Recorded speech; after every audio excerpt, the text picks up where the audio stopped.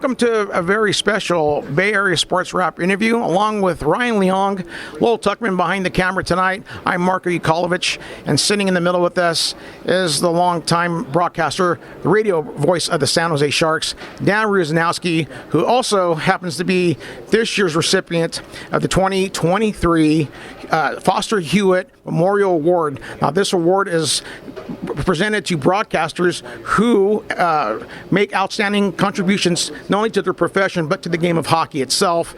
And Dan has been the recipient this year. He was voted by the NHL Broadcasters Association, and it's an honor to have him here to talk about that moment and about his career as a broadcaster with the Sharks. So, Dan, first of all, congratulations, and thanks for joining us here on Bay Area Sports Wrap.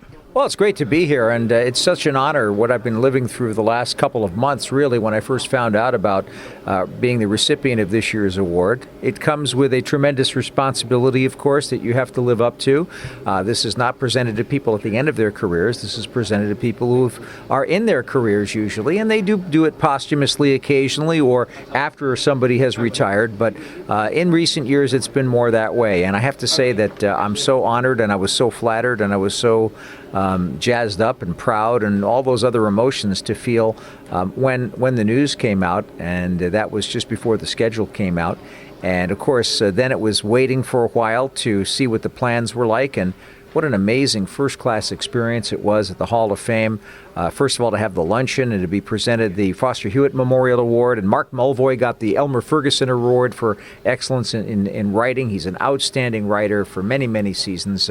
And I really got a chance to meet him and spend time with him, and that was awfully special. And so the entire experience was incredible. And then, of course, it got capped off by the team having a special night for me here at SAP Center the day after Thanksgiving against Montreal. What better team to have it against? The team that's won more Stanley Cups than any other. And that was a special time, too, for me and for my wife and for my family.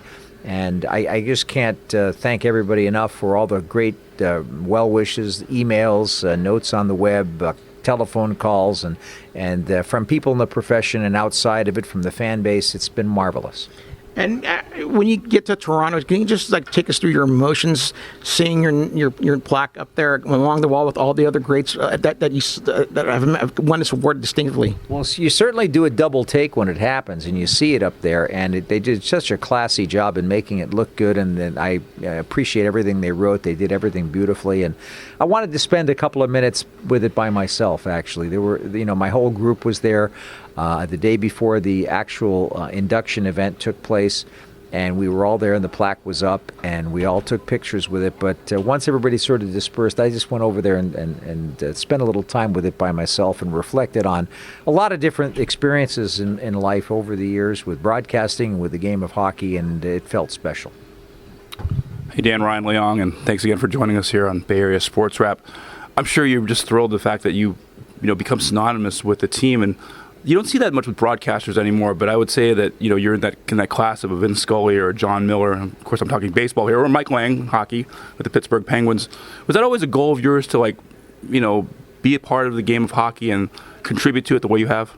Yes, I'd say so. I moved to San Jose to make it my home. I wanted it to be the place where I lived and where I settled, and as it turned out, my life changed. I met my wife here. I set up my home here, and I've been very fortunate to be able to be with the Sharks for all these years. And let's not forget, it's a privilege to be in the NHL, and it's you got to have a lot of support from a great organization, which I've always had, and that's something that's exceedingly special. But I did come here to be part of something special, to bring hockey back to the Bay Area, where it had been for many years, and to do that at the NHL level, and to get my first opportunity to broadcast games at the highest level. And it's been an absolute thrill. I've enjoyed every second of it.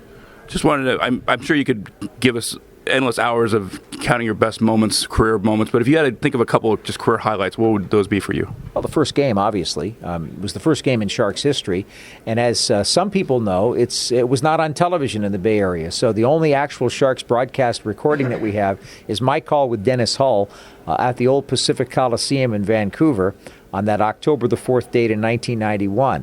That was a big thrill to be able to actually broadcast a real NHL game.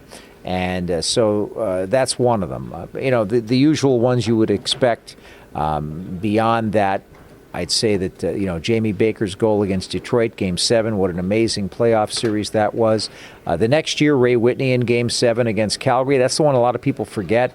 Jonas Donskoy in the Stanley Cup Final.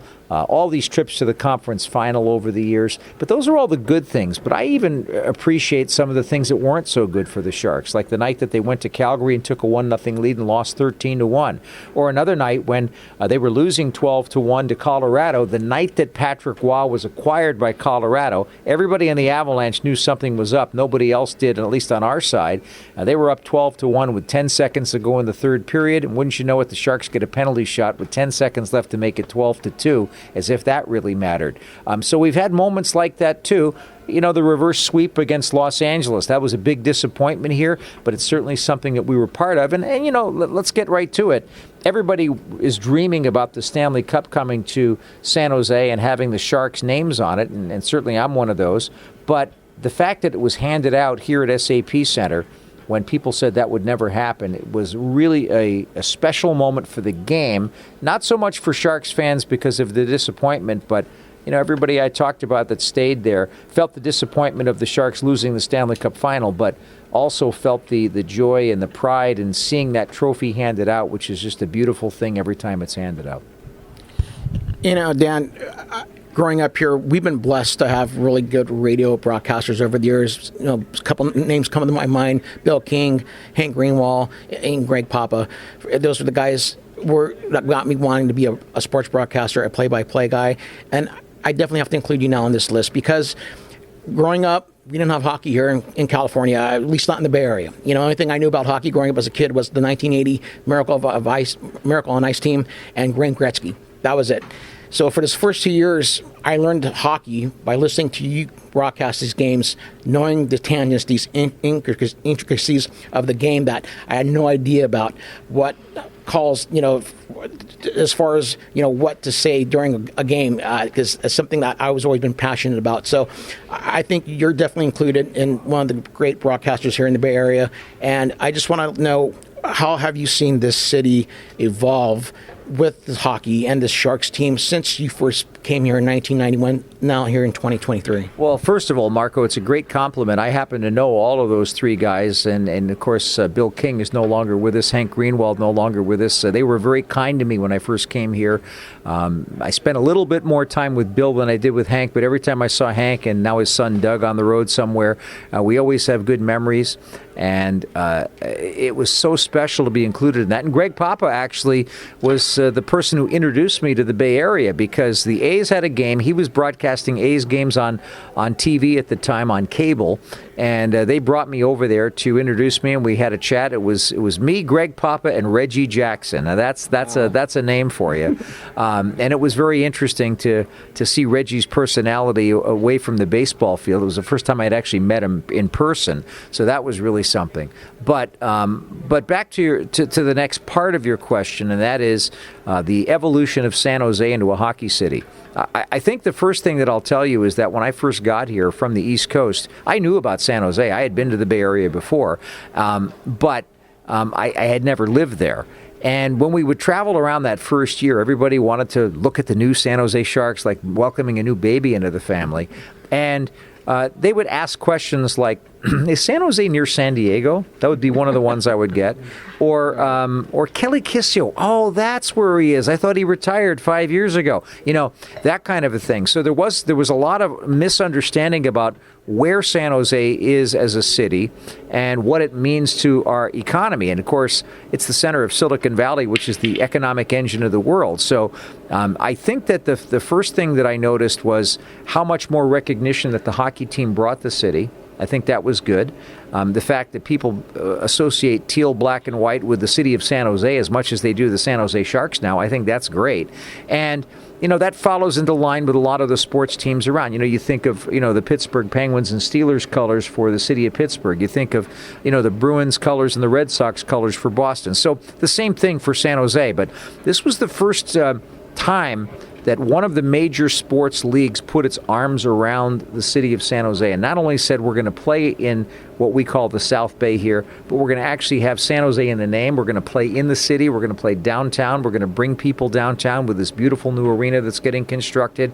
And I think that it's done wonders for the image of the community, but it's also been another engine of bringing a lot of people from very differing backgrounds together. And I think that's another thing that sports teams generally do. I think that the San Jose Sharks have done as good a job as anybody to do that. And part of it is, for good business reasons, obviously, because, when I first moved here, I remember 5 generations of people that were born, raised, went to school, died in San Jose. And of course, what's happening now, the economic reality is that the kids of people that grew up here often can't afford to live here right away. So they end up moving somewhere else. And so I've seen a diaspora of people from San Jose who've grown up from the Sharks or with the Sharks. And now when we're on the road, we're seeing a lot more teal sweaters because of that.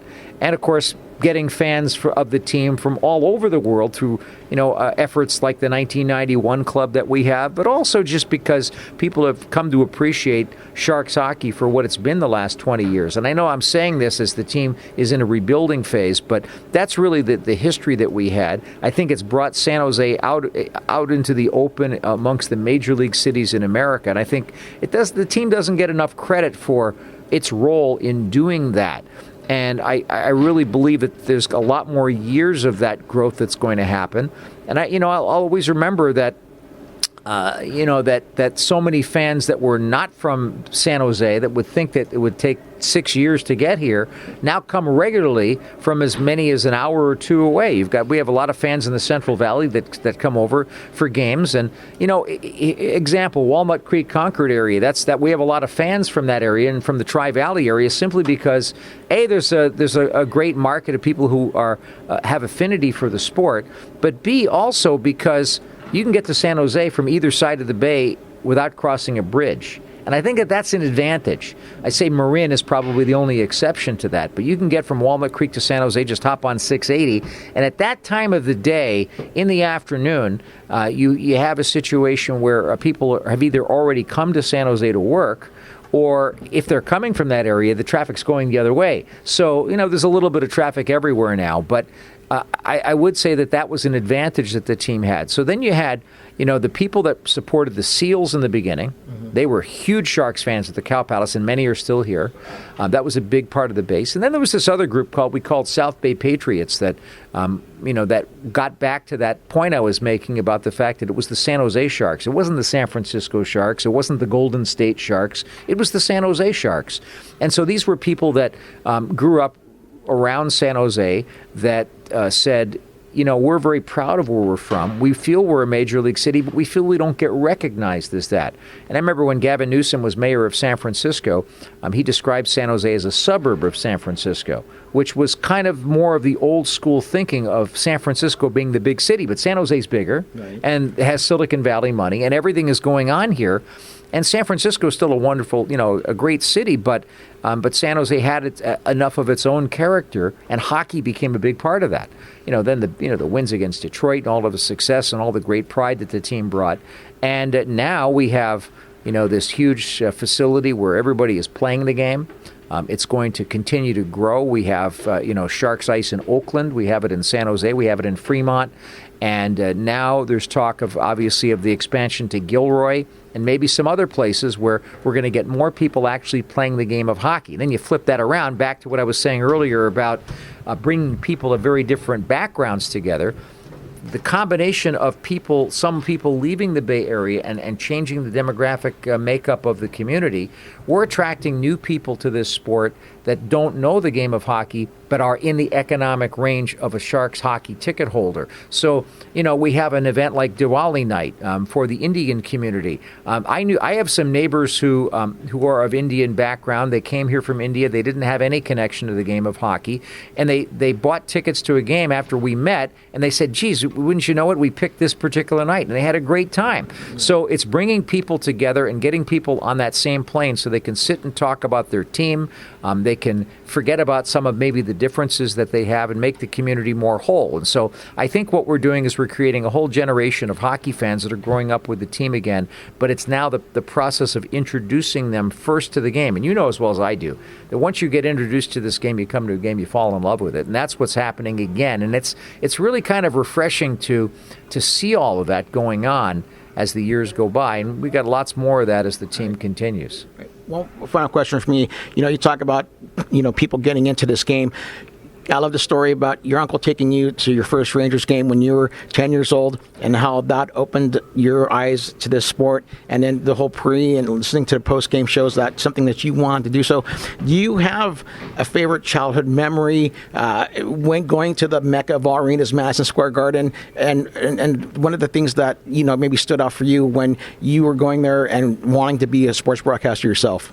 Well, don't forget, you don't get opportunities to go to a lot of NHL games. We're a little spoiled because, I'm at all of them. But back then, I only went to a handful of games over the course of many years. And my uncle that you mentioned, my mom's brother, worked for Exxon in Manhattan.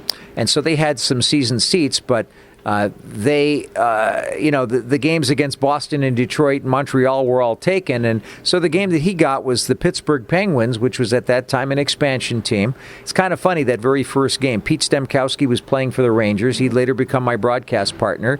In the game, Les Binkley got the start for Pittsburgh, and he got injured in the game, and so he was replaced by Jim Rutherford, who later became, a general manager many times over in the NHL. And you go through that lineup, and there's so many different individuals that became so influential in the game. That was the very first game I went to, which, by the way, was a tie.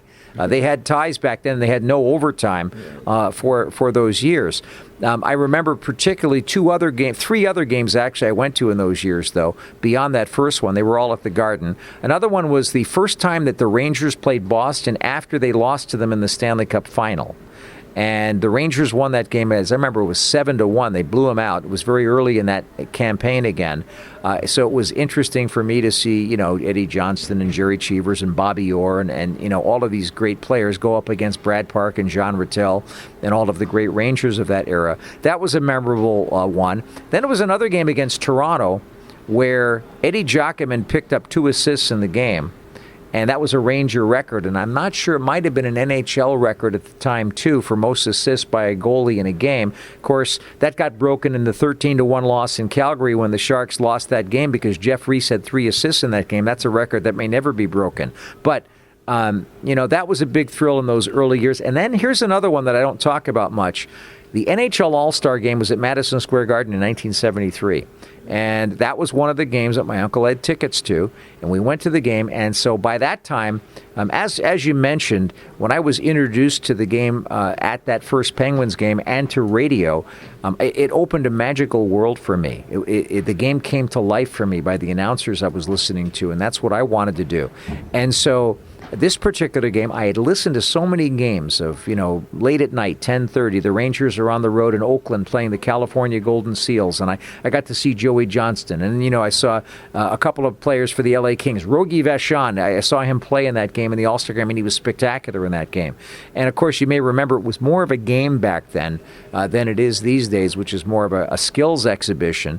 But back then, they even had penalties in the All-Star game. But back then, these guys were trying to show that they were among the best. And that came from the tradition of the All-Star game originally being an all-star group of players against the defending Stanley Cup champions. Okay. That's how it started. But then it became obvious that wasn't going to work because the teams changed rosters just a little bit too much even then. So they went to the format that's more familiar now, although it was a full 5-on-5 hockey game, not 3-on-3. So I went to that game, and here was one of the really crazy things that happened. Of course, the Rangers and the Bruins were arch rivals, and there still is a love-hate relationship, mostly hate, between New York and Boston. But they had, were playing in the final, and the Bruins had won, and the Rangers just couldn't beat Bobby Orr at the time. Well, they're introducing the members of the Bruins, and they're absolutely booing the crap out of them, and they're just going all over the place. And Bobby Orr came out, and he was the only one that really didn't get booed. Esposito got booed. He shook his fist at the crowd. Ken Hodge, all these guys getting booed like crazy by the fans at the Garden. But Bobby Orr came out, and there were a couple smatterings of boos, but it was more cheers because of how much respect everybody had for Bobby Orr. And he came out, and I don't know if you remember this, but the ice at Madison Square Garden is pretty darn good these days. They've finally mastered the art of making ice in an arena that has a lot of changeovers, right, and which Madison Square Garden does. So we don't have this problem as much anymore, but the ice was kind of lousy back then. And Bobby Orr came out, and he went to stop at center ice when he was introduced, and his skate hit a rut in the ice, and he toppled right on his face. Oh, wow. And so think about it, the greatest player that I ever saw play, with all due respect to Gretzky and Messier and the rest, Bobby Orr, topples to the ice and kind of embarrasses himself.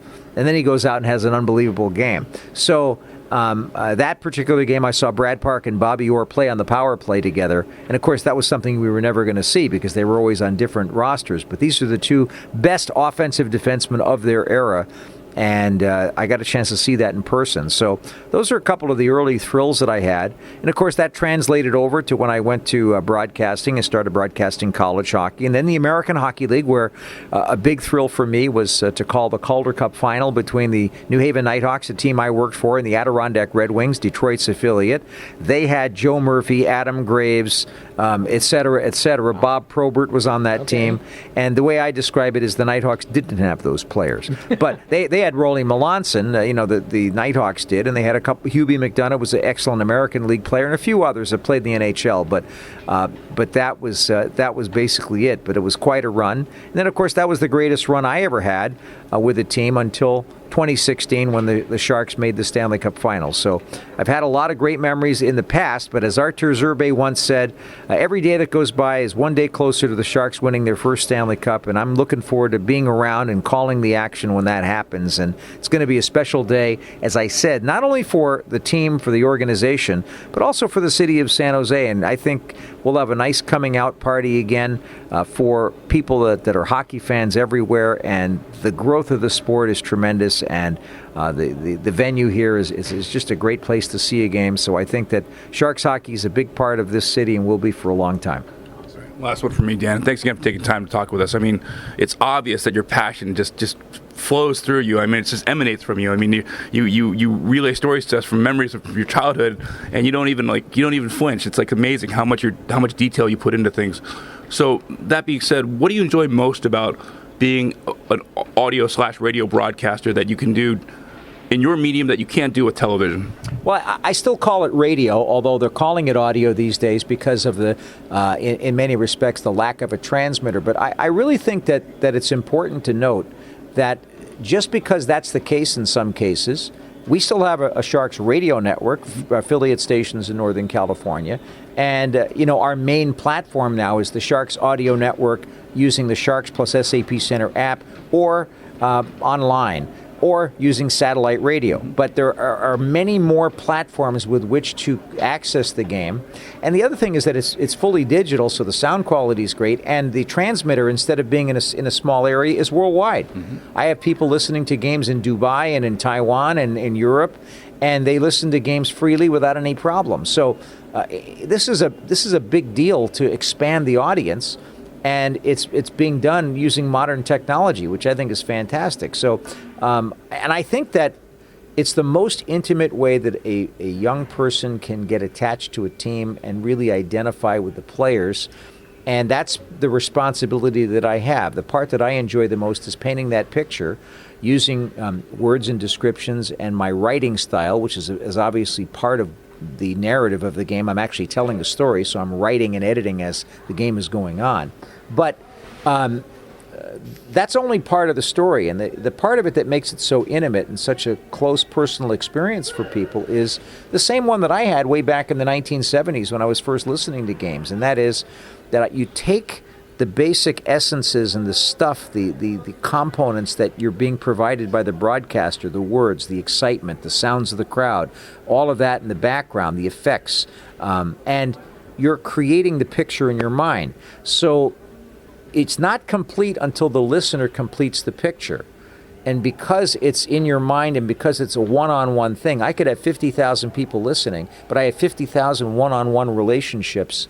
And I'm the friend that's providing that picture for somebody. They're completing the picture. So it's very intimate and it's very personal, and everybody has a different way of looking at it. So to me, that makes it more important, that radio/audio, whether you want to call it either one, more important than ever, because that intimacy is something that this medium does better, I think, than television. I think that once you become a fan, obviously, you'd like to look at what you're seeing, or if you can't get to a game. And of course, all the games are on TV these days. Back when I was growing up, they weren't. But even with that, I think the medium is more important than ever for all of the reasons that I said. And I think that if you're a young person, the other advantage I tell kids is that you can listen to a game and you can do your homework at the same time. If you're watching it on TV, you won't do your homework. So maybe your parents will be happier with you. I can't thank you enough, Dan. I think Marko and myself and Lowell here, we just marvel at your dedication, your passion. I could think of so many other adjectives, but I already had a ton of respect for you, and it just went, I can't, exponentially higher. So I thank you. I think the city of San Jose and the Sharks organization should obviously be more than pleased that you're the ambassador to this franchise, because I know Patrick Marleau is considered Mr. Shark, but you got to be right up there.